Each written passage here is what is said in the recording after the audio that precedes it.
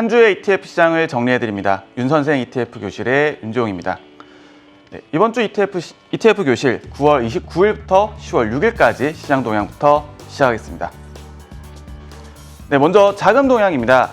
미국 시장 전체로는 약 102억 달러, 우리 돈 약 12조 원이 유입이 됐습니다. 좀 세부적으로 이제 유입 유출 좀 살펴보면 유입 상위에는 레버리지, 그리고 해외 대형주, 그리고 대형주 등이 차지를 하고 있습니다. 레버리지는 제가 자금 유입 상위에 올라오면은 좀 항상 내용을 좀 뜯어보는데요. 이게 레버리지라고 해서 항상 그 시장 상승에 베팅하는 레버리지만 있는 것이 아니다 보니까 세부 내역을 좀 같이 보면 좋을 것 같습니다. 다행히도 이 레버리지 자금 한 38억 정도 들어온 내부를 좀 살펴보면은 시장 상승에 베팅하는 레버리지 ETF들이 좀 대부분 자금 유입을 차지했습니다. 좀 예를 들어서 그 나스닥 100 지수의 3배를 추종하는 TQQQ에 약 36억 달러, 우리 돈으로 4조 원 정도가 유입이 됐고요. 그리고 흔히 싹쓸이라고 보통 많이 부르시죠. 반도체 3배짜리 ETF인 SOXL에도 약 8억 3천만 달러 정도의 자금이 유입됐습니다. 반대로 이제 유출 좀 살펴보시면 최근 흐름이 좋지 못했던 바이오텍, 그리고 회사채에서 좀 매도가 나왔다라고 요약을 할 수가 있을 것 같습니다. 네, 연이어서 이제 유형별 ETF 등락률 좀 살펴보시겠습니다. 전반적으로 지수 그리고 미국 국채 정말 미미한 소폭의 상승을 보였습니다. 반면에 회사채에서는 소폭 하락이 좀 있었고요. 좀 섹터별로 좀 살펴보시게 되면은 굉장히 등락이 좀 선명하게 차이가 나죠.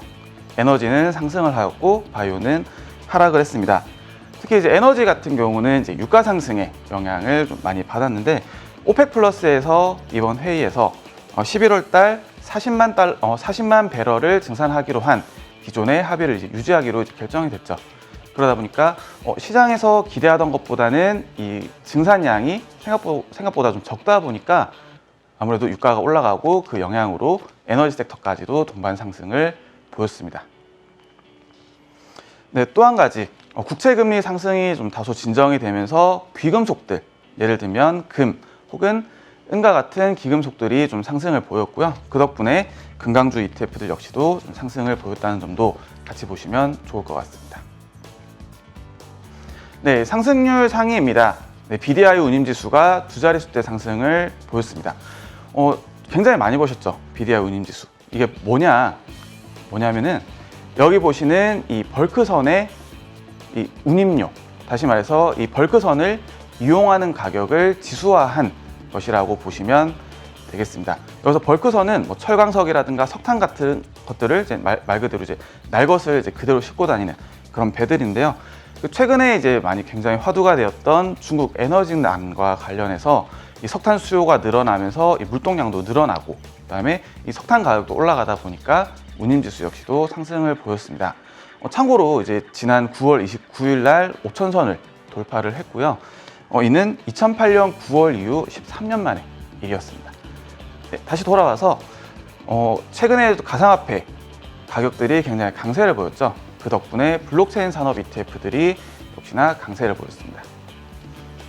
네, 하락률 상위 좀 보시게 되면 마리아나라든가 혹은 글로벌 클린, 친환경이라든가 이런 에너지 관련 ETF들, 그리고 리테일 산업 ETF인 XRT가 좀 하락을 보였습니다. 우선 이들 좀 공통점을 좀 찾아보자면 중소형주 비중이 좀 굉장히 높다라는 것을 좀 꼽을 수가 있겠습니다. 시장 변동성이 굉장히 좀 확대되는 구간에서 상대적으로 이제 중소형주가 좀 약세를 보였고, 그 중에서도 어떤 테크 관련된 이제 중소형 기술 관련된 종목들이 좀 더 약세를 보였다라고 해석을 할 수가 있을 것 같고요.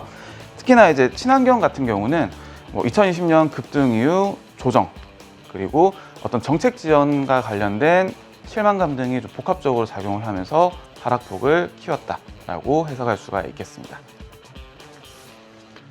네, 상승률 상위는 이제 비트코인 관련해서 좀 더 살펴볼 텐데, 블록체인 산업 ETF입니다.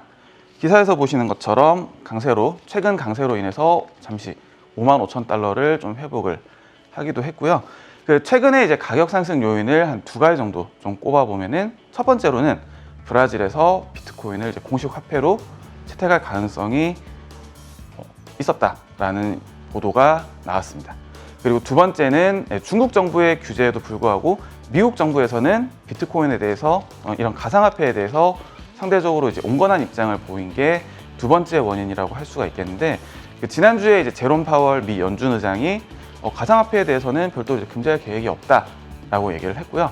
최근에는 미 증권거래위원회의 게리 겐슬러 위원장이 역시나 가상화폐에 대해서 뭔가 금지할 생각을 하고 있진 않다라는 형태의 발언을 했죠. 그러다 보니까 이 두 가지가 이제 같이 복합적으로 작용을 하면서 최근에 가상화폐의 어떤 강세를 좀 이끌었습니다. 그 화면에 있는 차트 좀 같이 보시게 되면 가상화폐 그리고 블록체인 산업 ETF의 동행성이 굉장히 강하게 나타납니다. 굉장히 강하게 동행성을 좀 보이고 있고요. 참고로 이제 미국 SEC에서는 12건 이상의 비트코인 ETF들이 좀 심사를 좀 기다리고 있습니다. 그리고 오늘 아침 뉴스로 SEC가 비트코인 보유 기업들을 묶은 ETF를 구성을 이제 승인을 했다라고 좀 기사가 나오기도 했습니다. 또 한 가지, 미국의 경우에는 이제 블록체인 산업 ETF만 좀 상장이 되어 있죠. 아직까지 이제 비트코인이라든가 이런 가상화폐를 좀 직접적으로 거래할 수 있는 ETF들은 아직 승인을 좀 기다리고 있는 상태고요. 하지만 이제 미국 외, 예를 들면 뭐 스위스라든가 독일이라든가 혹은 캐나다 이런 국가들 보시면 비트코인 외에도 뭐 비트코인 캐시라든가 이더리움 같은 가상화폐들이 직접적으로 ETF라든가 혹은 ETN으로 좀 상장이 되어 있습니다. 물론 이제 미국 시장에 상장되면은 파급력은 훨씬 커지겠죠. 여러 논쟁이 있습니다만 여전히 이제 굉장히 속속들이 자산 시장으로 이 가상화폐 그리고 블록체인 산업이 굉장히 시장으로 이제 속속들이 편입되고 있는 모습 계속 보실 수가 있고요. 물론 이제 이 같은 현상들이 이 가상화폐를 화폐로 인정한다라고 보기에는 아직까지는 좀 무리가 있을 것 같습니다. 다만 이런 이제 산업들이 하나의 이제 가상 자산으로 그리고 자산으로 자리 잡고 있다는 부분은 인정을 조금 해야 될 것 같고요. 또 한 가지, 이 블록체인 산업은 굉장히 우리 생활 속에 또 자리를 잡아가고 있는 하나의 산업이다 보니까 어떤 가상화폐의 가격 자체만 가지고 보기보다는 어떤 ETF를 통해서 이 산업에 접근하는 것도 하나의 방법이 될 수가 있을 것 같습니다. 네, 마지막으로 다음 주에 사면 배당받는 종목들입니다. 엑센추어, 글로벌 컨설팅 기업이죠. 엑센추어 그리고 에브비 그리고 홈헬푸드 등이 다음 주에 배당락이 예정이 되어 있고요. 엑센추어 같은 경우는 다음 주에 약 10%가량 배당 증액이 이번 분기에 10%가량 배당 증액이 좀 예정이 되어 있습니다. 최근에 이제 그 배당락이 예정된 종목들, 좀 좋은 종목들은 빈도가 조금 줄어드는 그런 느낌이긴 합니다만 여전히 많은 기업들이 배당을 지급을 하고 있고 그리고 이제 배당금을 늘려나가고 있다는 점 같이 좀 말씀을 드릴 수가 있을 것 같습니다. 참고로 제가 2주 전에 한번 이제 윤 선생 ETF 교실에서 말씀드렸던 이 변동성 시장에 대응하는 ETF 어제 이제 특집 형태로 해서 지금 저희 채널에 올라와 있으니까요. 혹시나 이제 이 변동성에 대해서 좀 더 같이 좀 살펴보겠다라고 하시는 분들은 관련 컨텐츠 참고해 주시면 좋을 것 같습니다. 이번 주 ETF 교실도 마치겠습니다. 윤 선생이었습니다.